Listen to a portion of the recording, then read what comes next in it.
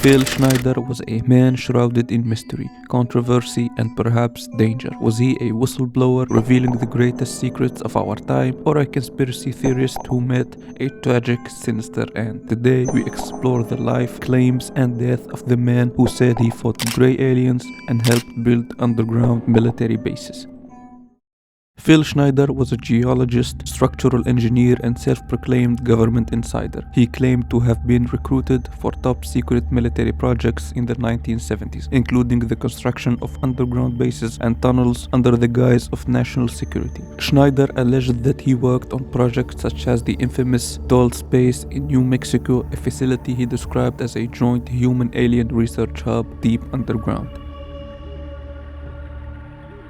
According to Schneider, his life changed forever during a routine drilling operation in 1979. He claimed the crew accidentally breached a hidden alien facility, and what followed was nothing short of science fiction. Schneider described a firefight between military personnel and grey aliens. He even claimed to have been hit by a beam weapon, leaving him with a visible scar and missing fingers as proof.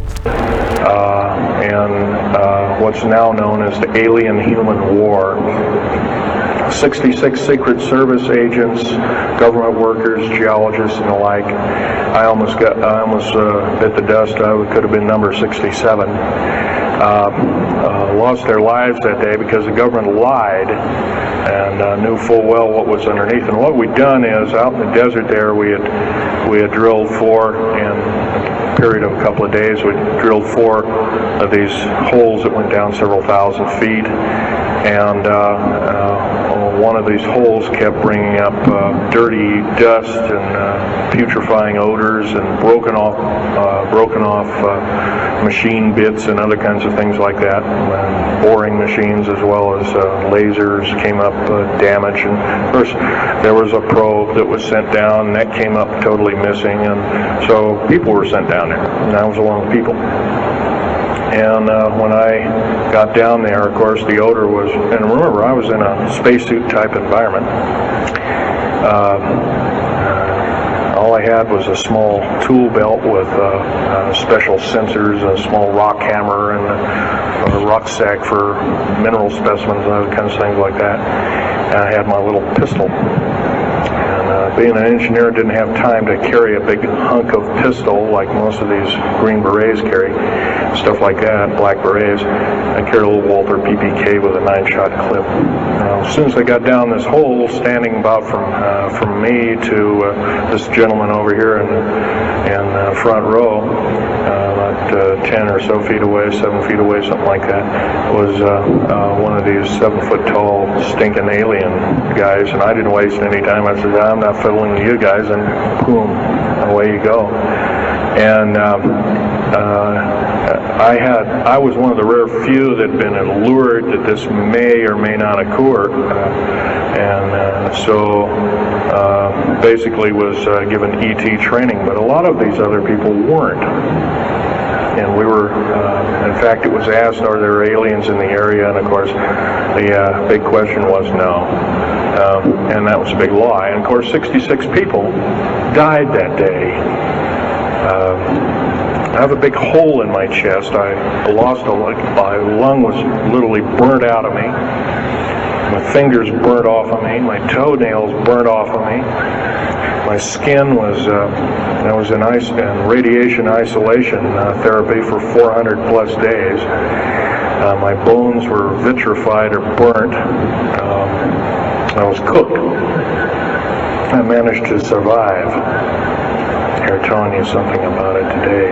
But other than that, I'm the only talking survivor. There are only 2 other survivors, and they're in nursing homes up in Canada. And Canada refuses to allow the United States officials to talk to them. They're in very bad shape indeed. One of them can't talk, and the other one doesn't want to. So they're regarded as Canadian heroes, and so they're being kept by Canada. Schneider's claim didn't stop at aliens. He spoke of black budget operations, covert wars fought in secrecy, and underground bases linked by high-speed maglev trains. He warned of a shadow government operating beyond any elected officials' control, but his exposés came at a cost. While Schneider's claims have captivated many, skeptics have raised serious questions about their validity. Let's examine the evidence, or lack thereof. From an engineering standpoint, constructing massive underground bases in the 1970s at the scale Schneider described would require enormous resources and leave behind detectable evidence. There's no hard proof that such bases exist. Additionally, no verifiable documents or whistleblowers have corroborated Schneider's alien firefight story. The scars he pointed to as evidence, some argue they could be result of an assault. They pointed to his injuries, the classified nature of his work, and his own warnings that he was being followed. Phil told me he was being hunted. He always said that if he died suddenly, it wouldn't be an accident. Adding to the mystery, Schneider's family alleged he had been approached by a woman shortly before his death. She was described as charming yet suspicious. Some conspiracy theorists claim she was an assassin, sent to silence him permanently. Phil Schneider's story has inspired countless theories about government secrets, alien agendas, and hidden technology. While skeptics dismiss his claims, his supporters argue that his scars and timely death lend credibility to his warnings. Was Phil Schneider a hero silenced for telling the truth, or a man consumed by paranoia? One thing is certain, his stories continues to captivate and terrify, a reminder that the truth might be stranger than fiction. Let us know your thoughts in the comments below. Don't forget to like, share, comment, and subscribe.